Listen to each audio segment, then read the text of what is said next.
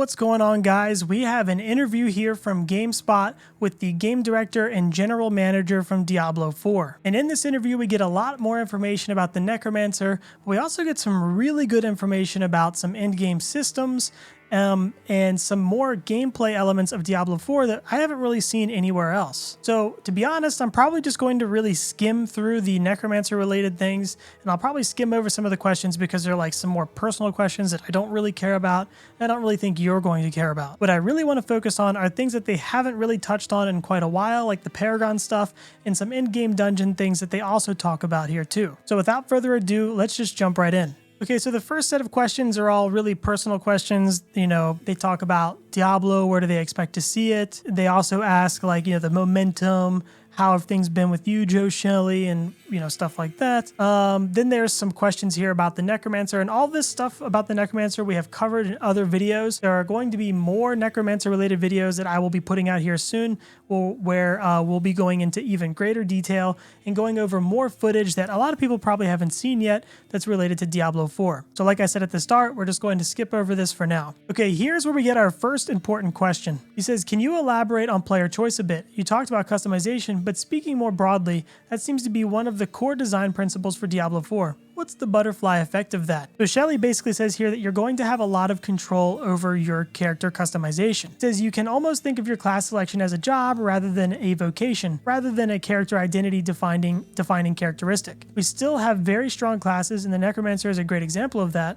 But you can be anyone you want. Anyone you can imagine can be a Necromancer. And he says that idea of player choice permeates the open world of the game as well.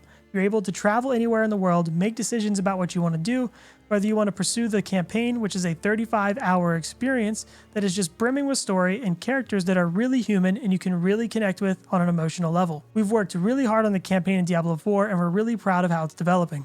That's a very important piece of information there, the 35-hour campaign experience. Now, from a solo player perspective, or from a perspective of somebody that's not a very hardcore gamer that might play Diablo 4 occasionally, this is awesome, right? I mean, this is awesome for anybody who just wants to experience the story just once. I mean, everyone is going to love the fact that this is going to have like a rich story. But there's a caveat to that when we're talking about ARPGs. And for that, we need to look at Path of Exile. So Path of Exile has 10 acts in its story, and it takes your average player maybe somewhere around 8 to 12 hours to get through that story. Some people can obviously do it faster than that, but I would say even your average player probably takes longer than 12 hours, but I'm just, you know, I'm giving them a little bit of leeway here. But in Path of Exile, this has become a really big point of contention. People have really started to resent the fact that they have to go through the story every single league. And even worse, if you want to play multiple characters in the league, then you have to go through the story multiple times.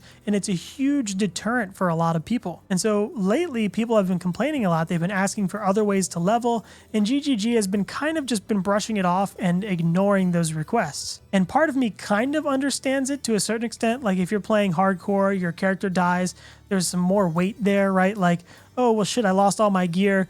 Now I also have to level too and get some gear. But personally, I feel like losing all of your gear is a pretty big hit to the ego, right? So having to re-level through the whole campaign again just sucks. And it's become such a big deal that now that they're working on Path of Exile 2 and they're telling everybody, oh, this new story is going to be different. We've worked really hard on it. Players are really going to love it. And people are like, yeah, you say that, but we're going to be playing this game so much. We're going to have to go through the story thousands of times. Is it really going to be good enough for us to go through it thousands of times? And it could just be that the developers don't really care. They're like, well, you know, you're not the average player's experience. Most people aren't going to care that much. But yeah, basically all I'm saying is that in Diablo 4, if they have a 35-hour campaign experience, I really hope, which I'm pretty sure they do once we get through the rest of the text here, it'll make a little bit more sense. But I really hope that they have alternate ways of leveling, that you aren't forced to go through the whole campaign, especially if you're making new characters within a season or league or whatever.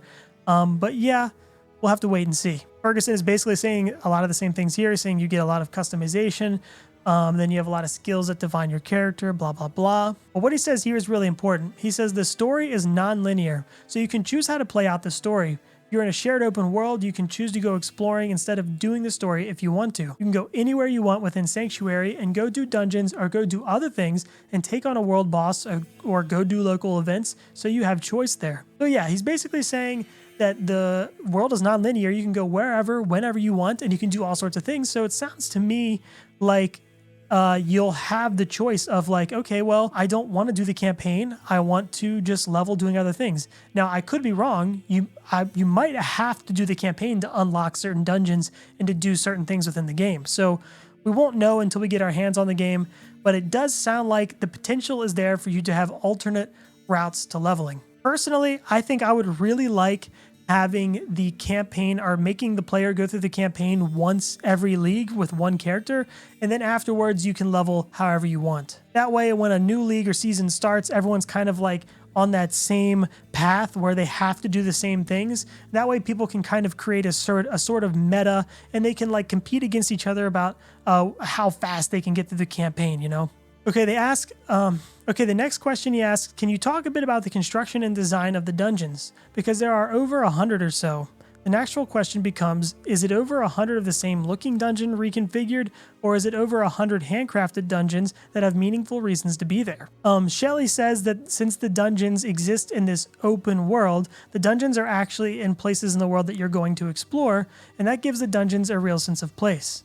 So when you go into a particular dungeon, you're going to see the tile set that's associated with that dungeon and that type of art. We have a wide variety of art for these. You're also going to see the monsters that live in it. But when the dungeon rolls, it is randomly generated within those parameters. The monsters will be differently configured. You're going to see different champions, you're going to see different affixes, and you're going to see a different layout for that dungeon. On top of that, each dungeon has a dungeon objective, so when you go in, you might have an objective to slay a boss, but you might have an objective to track down 3 fallen idols and disable them. And so the completion objective for the dungeon is unique to each dungeon as well. Now, I think this is all stuff we've read before. This is all stuff they revealed to us. Dungeons are going to have affixes. They've revealed some of the affixes. We've seen some of them in previous reveals. We also know that not every dungeon is going to be go and kill the boss, repeat, go and kill the boss, repeat. There are going to be dungeons with different objectives, which is should make the gameplay a little bit more interesting each time you encounter or go into a new dungeon. Ferguson goes on to say that they are also procedurally generated, which should be no surprise to you.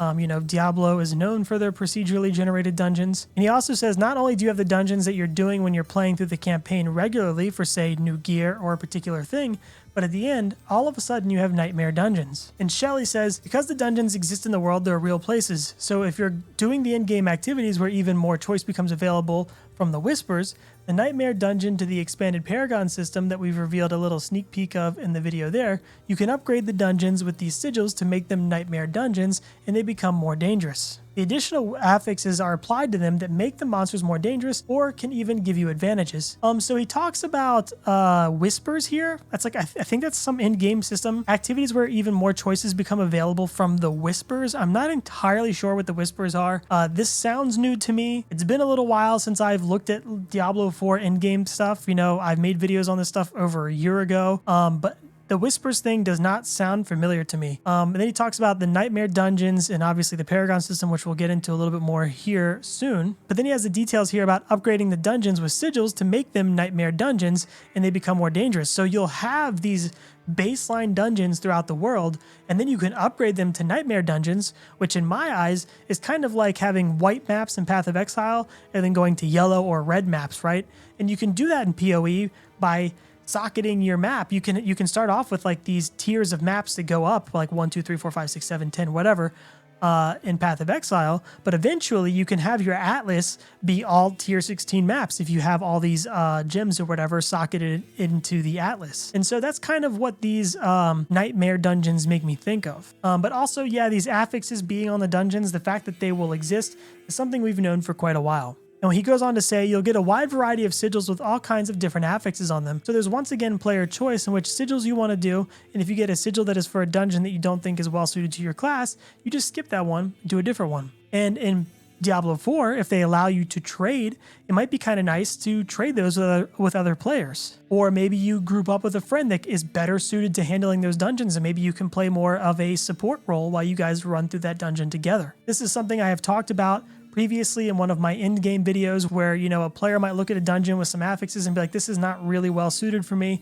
But another player might look at that same dungeon with those same affixes and be like, this is the perfect dungeon for me. And so the fact that they are saying that here is really, really exciting. Ferguson says nightmare dungeons are our take on rifts. And so if you've played Diablo 3, there would be a thing in town and you just go to it and it opens a portal and off you go and you're standing in town going to it over and over. And now we have these nightmare dungeons, which is like running a rift in a way, but it has a sense of place. And so Joe has sigils, I have sigils, and we're like, okay, where do we want to go? We have to go somewhere now. Okay, let's mount up, go on our horses, and we're going to ride west. Because that dungeon has a particular type of loot that we want or a type of gear that we want to get. So I love that feeling of place and not just grabbing a portal in town every time. This is really, really important. This is something else that I touched on in my Diablo in-game video that I made fucking forever ago when they revealed all this stuff to us. I was worried that these dungeons there would be no reason to really go to any one of them, right? Like, okay, well, if they all just drop the same shit, then it doesn't matter. I'll just go pick the dungeon that's the easiest for me to do, and I will just run that dungeon until my eyes are bleeding, right? But it sounds like here that you will be incentivized to go to certain dungeons because they will have certain types of items or gear that might drop from that place, right? Like they could have, maybe they drop certain runes, certain gems, certain crafting items, certain legendaries, certain types of items like boots, pants, whatever, right? And it's that type of incentive that I think would make this whole system really, really, really exciting and really cool, right? Because without it, then you just have, okay, what's the easiest one for me to do? And then players are definitely going to pick that one and they're going to run it over and over and over and over again. Okay, so they ask a question about strongholds. We all know about the stronghold systems. It's been revealed to us pretty much at every single like Diablo 4 reveal. Strongholds are just places where like you'll go to in the world where maybe there's enemies there. You clear out the enemies in the camp and then it turns into a camp and strongholds. And over time, I guess you can build those areas up and unlock things like dungeons and stuff within those areas. Here, the interviewer asks how these strongholds and all that stuff work with local events. Basically, their response is that you can be running through the map and you can see local events going on or like a world boss, and you can join in. And you might even be like on the way to go run a dungeon and you see a local event. You're like, oh, I want to jump in with this local event to get in on the loot or whatever, right? I think this is kind of like another situation where there needs to be some sort of incentive. If it's just random loot, then I don't know, I guess you could stop and kill them or whatever if you really wanted to. But I like the idea of there being like specific loot or things that can only drop from certain things. I mean, that's my hope with world bosses to a certain extent. I think they should have probably like specific crafting materials. I don't know if world bosses should gatekeep like specific uniques. That might be kind of annoying, but having like crafting materials tied to world bosses might make them a little bit more interesting. I'm personally not a huge fan of the whole idea of world bosses and like, you know, random events are they're okay, I guess. But the whole thing with world bosses is they usually turn into these big like sack of potatoes where they don't really do a ton of damage. Everyone's just sitting there like beating on it for like 20 minutes to kill it. It's not really like hard or engaging. And yeah, I don't know. I think that it's just an old mechanic that's just been grandfathered into every single open world MMO type of game for the last fucking 15 years. So I wasn't excited when they announced world bosses 2 years ago, and I'm still not excited for it now. So the next question is about crossplay, and we get it. Yes, crossplay is cool. I'm kind of a little sad about Diablo 4 being on consoles because I feel like the game might be dumbed down a little bit for them to try to make it more comfortable for console players, which is a problem for me, and I think a lot of other PC players, but you know, we'll have to wait and see. So yeah, this next section here is all about Diablo 4 PvP stuff. I've made multiple videos on Diablo 4 PvP, so I'll put them up now. If you want to check them out, feel free to do so. In my opinion, the PvP in Diablo 4 will be the best PvP we've seen yet in ARPGs, so much so that I've made a whole video talking about that as well. Okay, so this next section has some really important information in it. The question is, so you spoke a bit about the endgame and the others that you showed off, and you mentioned how it's the beginning of a different type of game for Diablo 4. Can you talk about what that means? Obviously, people are familiar with endgames, but it felt like you were trying to do more with it than just play this game endlessly. Okay, so Ferguson says some things here like not everybody really understands the idea of an end game. They might be familiar with an idea of New Game Plus. He's kind of saying people are dumb, right? Not everybody really understands end game stuff, and maybe people are dumb. I don't think they are. I think Blizzard does this thing where they think everyone's dumb and so they dumb everything down for us. But I don't think that's the case. But anyway, he's kind of saying that people are dumb. They don't really understand endgame. And he says that Diablo 3, when it was released 10 years ago, didn't have an endgame. When you finish the story, you were done there. There wasn't a reason to keep playing and get more powerful and go have new experiences, where with D4, we've actually put a lot of effort into it. Now, this isn't something that I don't know if really is like something they should be bragging about, because like Diablo 3 should have had an endgame. They should have been able to foresee or like look at Diablo 2 and learn, okay, well in Diablo 2, people just farmed bosses over and over and over again. How can we improve on this system? How can we make this better? Like they should have been able to do that. And now when they're saying, well, D4 is going to have this end game, well, yeah, it's an ARPG. It should have an end game. Like look at Path of Exile, look at Last Epoch, right? Like look at these modern ARPGs. Clearly, if you don't have an end game, you just won't be competitive in this market. So I don't think it's really like something to brag about. Like this is just something that should be expected, honestly. But here are the important bits. So Shelly says, I think what you said is really important. We know that it's fun to build your character and discover all these powerful builds. We also think it's really important to have content to test yourself against. And as Rod said, the game, when you finish the campaign, you might be level 45 or something. The character level goes up to 100 through Paragon points. And you get access to Whispers. You get access to Nightmare Dungeons, other in-game activities that we're still working on. This is something I'm surprised we still haven't heard more about, these other in-game activities. Like they announced dungeons and like one other type of in-game or in-world bosses like over a year ago.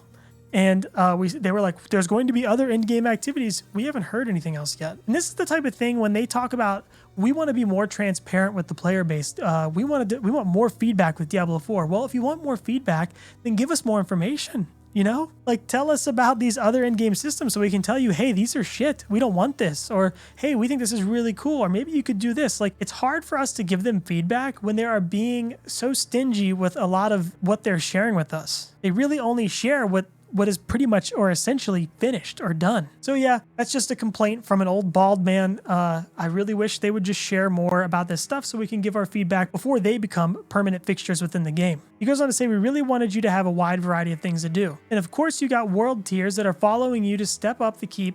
Make sure that the difficulty of the world stays on pace with the power of your character level. And to unlock those, you actually need to prove to complete a dungeon to access that more difficult content. So it goes back to the idea of making a build, making it powerful, and then testing yourself against some challenge. So basically he's saying to unlock these different tiers of like difficulty throughout the world, you need to like go do these dungeons and complete them successfully. And so you're going to constantly be like testing yourself against the content that's in the game and pushing yourself, gearing up, and, you know, doing the things that players really love to do in ARPGs. I think a lot of people, including myself, are viewing Diablo 4 through the lens of Diablo 3 and what the developers have given us with Diablo 3. And that lens is like, oh, I can get all the gear that I need in like 2 days. And then I'll just be face rolling the content. And then it's all about just farming that same piece of gear over and over and over again. And then leveling up my gyms and getting 5,000 Paragons or whatever the fuck, right? And I think we need to get out of that mindset, because I really don't think Diablo 4 is going to be like that. I think Diablo 4 is going to be slower. It's going to be more like Diablo 2. You know, it's going to have a slower gearing progression. It's going to have these difficulty checks. And I think that's going to be obviously what a lot of people want, but I don't think a lot of people are expecting it. But yeah, Ferguson goes on to say, so a Paragon system, if you play D3, the Paragon system was just basically sliders on a couple of different aspects of your character. Yeah, the Paragon system in D3 was complete trash. It was one of the worst things they ever added to the game. In D4, Paragon is an actual board. Think of it as a checkerboard. It's much more granular than that, but for simplicity's sake, say a checkerboard, and you have to navigate your way by unlocking squares as you move across the board. This is obviously, so far, none of this is news. We've known about this. Each of those squares could be +5 strength or a different ability or something that enhances your skills. And so you're able to click these different boards together and make your own path. That's one of the things we really like about Diablo 4. Even if Joe and I are both creating a barbarian, and even if we both wanted to be whirlwind barbarians as an example, we could still have completely different builds. That is true. I mean, the way that you can probably view the Paragon system is how you view like the passive skill tree in Path of Exile. He goes on to say, and that's what really makes Diablo 4 unique. We're not ending up at the same place. There are a lot of games that when you're done, everybody's the same, and that's not the case in D4. And so I think people are going to love the new Paragon system. That idea is so much richer than we've ever had before as a Paragon system, and when you see what it can do to your character, you really want to find that optimal path across the board. And then when you go to connect the next board, you can actually rotate it to pick the path you want to go through it's a really cool system. And I think something that's really important to point out here is that the Paragon system will be capped at 100. That's right, guys. This is huge. I mean, for me, it's huge. Maybe it's not for you. But the fact that the Paragon system in Diablo 3 was just like this infinite system that you could just log on and grind and grind and grind and grind. +5 main stat, +5 main stat, grind and grind and grind, grind and grind and grind. Like, it just, I hated it. I hated it so much. So the fact that the Paragon system in Diablo 4 has a cap is just huge news for me. And I'm frustrated that it took them this long to share it with us. It's possible that it wasn't going to have a cap, because when they announced the Paragon system, I don't know, like 6 months ago or whenever they did that, I remember there being a lot of, not necessarily backlash, but people on the forums and on Twitter saying things like, please, is the system finite? Is it infinite? Please don't, I don't want it to be infinite. I want the system to be finite. And we just weren't getting answers from anybody. So either they listened to us, either there was going to be infinite and they heard that people were complaining and they changed it to be finite, or it was going to be finite all along and they just ignored us for the fuck of it. I have no idea. I do know that the original game director, I believe, for Diablo 4 was saying there were going to be like infinite systems in the game, and I remember everyone being pretty upset about that. And then I don't know what he's doing now. I don't know if they moved him to a different project. I think he's like on World of Warcraft or something else now, but yeah, I think originally it said there was going to be some infinite systems. It sounds like they've, worked away from that, and now we have these finite systems, so that's good. Hopefully there are no infinite systems, for the love of Christ. Okay, so the next question is, traditionally in in-games, usually what happens is people that get there eventually are funneled into a specific build for a meta. How viable are the variety of different builds? Is it a case where anyone can figure out a good way to really succeed in the in-game, or eventually are you going to need to optimize and basically everyone's going to have a similar character? I personally, before I read any of this, I personally think that that's unavoidable. People are going to see what's really strong, and people aren't going to want to put in the effort to make their own builds, and they're just going to follow a guide. That's just going to be the case. Look at Path of Exile. Path of Exile, I will say Path of Exile has been getting kind of out of hand because they keep introducing harder and harder content for the 1%ers, which means that a lot of that content is only accessible with those 1% builds, just basically making build diversity smaller and smaller and smaller. So yeah, I think Path of Exile has had a little bit of a balancing problem with that lately. But even before that, you could see that the vast majority of players are just going to play whatever's meta because it's just easier to do so. Okay, so Shelly says that I would say that as players get to understand the game, they naturally find particularly powerful effects, but our system design team is working really hard to make a wide variety of builds viable, including it in-game, so that the idea of player choice will continue. And you were mentioning in the Paragon board, you can socket into the board and you can upgrade those by completing Nightmare Dungeons. There's really a lot of diversity available within the builds themselves. And because Diablo 4 is a live service, we will be continuing to balance the game so that we can make sure that there are always a variety of builds that are viable and you're not focused into only one. And that's a very important line. And this is something they've said before. Really, there's a lot of stuff in these interviews that has been said multiple times, but because there's all this anger and hype or whatever around like Diablo right now, because everyone's mad at Diablo Immortal, everyone's mad at Blizzard, and then everyone's kind of excited about Diablo 4, but they're also still mad. And a lot of people don't follow Diablo news like I do, and a lot of other Diablo content creators. So they don't see all this stuff, but this is all stuff they've been saying since like day one. This is going to be a live service game. They're going to have like seasons and leagues or whatever. They're going to be making adjustments. They're going to be making the game more exciting because of this, right? Like that's their goal. I think what's really important though is that the developer doesn't really tell you how to build the character, that there are really a lot of like maybe unexpected ways that characters can build or that players can build their characters. And that's what's really exciting about ARPGs. We don't want to be told how to build the characters. We want to have a bunch of tools to play around with so we can build the characters the way we want to. Ferguson basically just goes on to reiterate that, you have all these different combinations. Like with Necromancer, you can have bone skills, you can have blood skills, you can have your minions, and then you have the Paragon system. So everyone can like pick and choose and build their Necromancers like differently or whatever. He's basically just giving an example of how differently everyone can play a Necromancer. And then we get into our next question where he asks, you mentioned Diablo 4 being a live service game, and what live service games mean now is quite different from what it used to be when D3 was coming out. A lot of the expectations for a live service game now is that once you've completed a campaign, there are additional stories that are coming along. Is that something that you plan to do? Ferguson says there are a lot we're looking at doing post-launch. We have a lot of plans when you think about that in terms of seasons, but not the way that seasons are for Diablo 3. There's a twist on that, and we do want to continue to expand that world and tell new stories and continue to tell stories that are happening within Sanctuary. So I think people are going to be really excited about what kinds of content and features and things they'll be able to do post-launch, because that's one of the things we really learned a lot. And I love seeing that little last part there, that they learned a lot. Obviously, I know it's Blizzard, so we kind of can't really give them any credit. We can't really take their word on things. It's sad. It really is sad. I wish I could take Ferguson's word on this stuff, but I can't. But it is nice to hear him say we've learned a lot on things like this, so hopefully seasons are going to be a lot more exciting. And I'm sure that they are completely aware of the fact that Path of Exile is going to be a direct competitor to them when it comes to like how exciting their new seasons are and stuff. The thing is with Diablo 4 is that Diablo 4 is going to make a metric shit ton of money, right? Because it's going to be on PC and consoles right away, which means a lot of console players are going to buy it and a lot of PC players are going to buy it, and people are going to be spending lots of money on this game because it's just a very, very popular franchise. So while a lot of people think, oh, well, they have to compete with Path of Exile, Path of Exile has a huge barrier to entry, and a lot of people that I know personally that are huge fans of ARPGs fucking hate Path of Exile.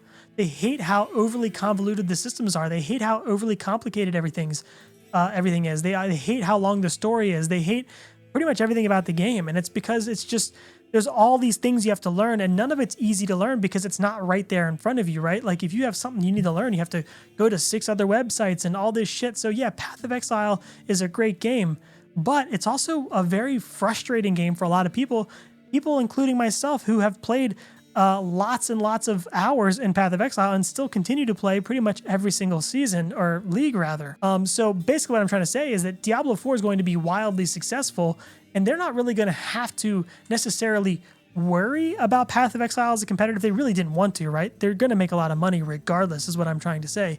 We just have to really hope that they want to make Diablo 4 a good experience, that they want to make it a fun game for everybody, because that at the end of the day, that's what really matters. There's not going to be like that extra incentive to, oh, we need to be better than Path of Exile, because they're already probably going to make a lot of money, maybe even more than Path of Exile in a pretty short period of time. Ferguson goes on to say, I think a lesson from Diablo 3 is that we've had great success with the seasons. We're still getting millions of players to come back and play for hundreds of millions of hours, but we know that they want more. And that's what I really feel great about. So much Diablo is coming now so that we're actually able to help satiate some of the fan desires, and what they're really to get at Diablo 4 is not only a great launch, but a very rich post-launch. So yeah, I mean, the seasons in Diablo 3, they're whatever. They're kind of in my opinion. They've been doing some stuff recently, but yeah, seasons in Diablo 3 have been kind of lame.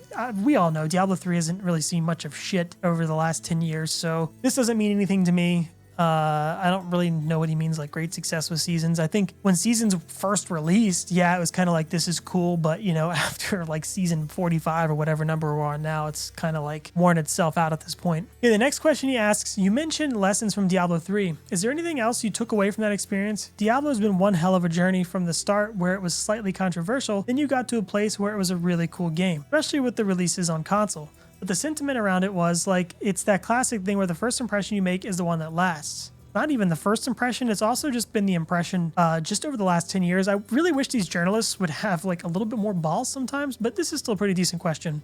He said, well, I think it's funny. There's sometimes perception is reality, but when we talk about Diablo 4 being the culmination of the franchise, because it wants to respect the past. And so when you look at what goes into Diablo 4, I like to use the formula that it feels like the dark tone of Diablo 1, it's the progression of Diablo 2, it's the visceral combat of Diablo 3. And then it has its own unique innovations in Diablo 4 with the shared open world and all the things we talked about with player choice. And what he said here is really important, how he said that the progression is the progression of Diablo 2, which is what a lot of people want, right? We don't want to kill a boss and be showered with all these legendary items.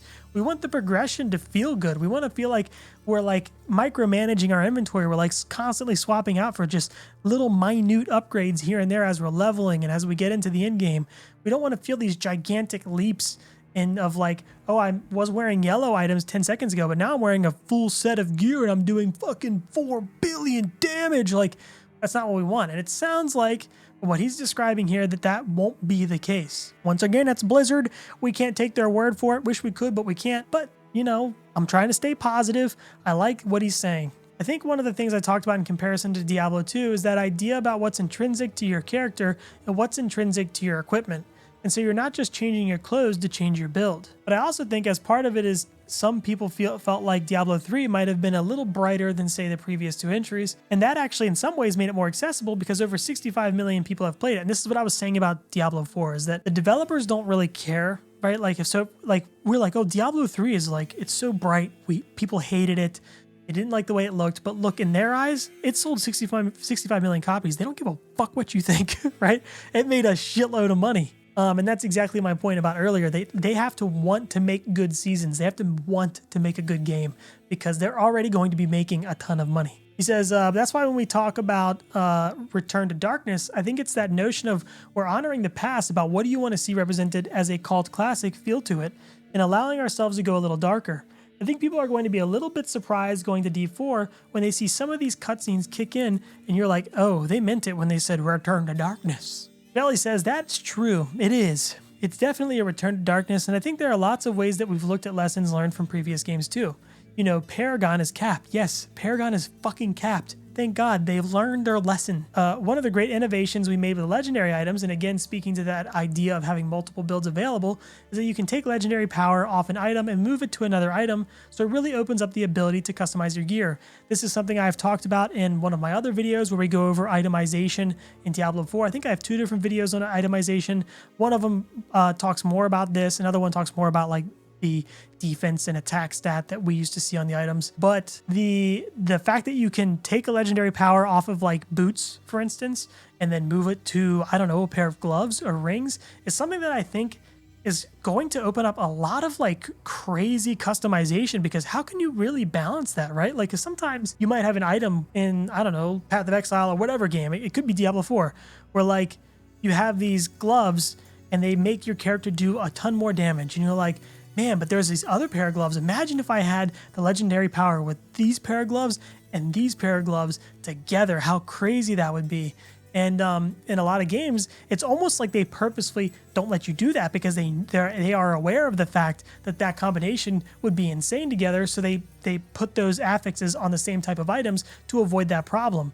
But in a game like Diablo 4, where you can move your legendary affixes around, that I feel like leaves a lot of open ends where you could do some pretty crazy stuff. Now, I could be wrong. They could be testing all this and they could be purposely making it or setting it up in a way to where that problem is avoided. But, you know, it is something that is worth thinking about and could potentially have a lot of or huge impact on build diversity and how we build our characters in Diablo 4. Okay, so Ferguson just goes on to talk about how you can extract legendary powers and put them on your items. And Shelly just says, yeah, legendary powers are like a regular affix. So basically like, yeah, these items drop like with a legendary affix, but they're basically still just like rare items, but with a legendary affix. And Ferguson says you can actually make rares into a legendary, which is something I have covered in a previous video, but yes, you can get an item that takes a legendary power, and I think you can turn the rare item into a legendary with that power, which is really cool because that means you're going to want to keep an eye out for good rare items, which is something that a lot of people were worried about. But as I've said in my other video, you're still probably going to end up wearing a full set of unique items, which isn't really a problem because if you think back to it, Diablo 2 is very similar. Like in Diablo 2, you're going to be wearing a lot of unique items, and obviously with the expansion and the introduction of runes, you're also wearing a lot of rune words, but yes, you're wearing mostly unique items. And lastly, they ask if they're confident about their 2023 release date, and they basically say, yes, if we weren't confident, we wouldn't have announced the fact that it was coming out in 2023. But yeah, guys, that's pretty much it. I think this interview gave us a lot of really cool information about Diablo 4, and I really just can't wait to play the game. But yeah, guys, thanks for watching. I really appreciate it. Make sure to let me know in the comments what you think about this article and all the stuff that they talked about in it.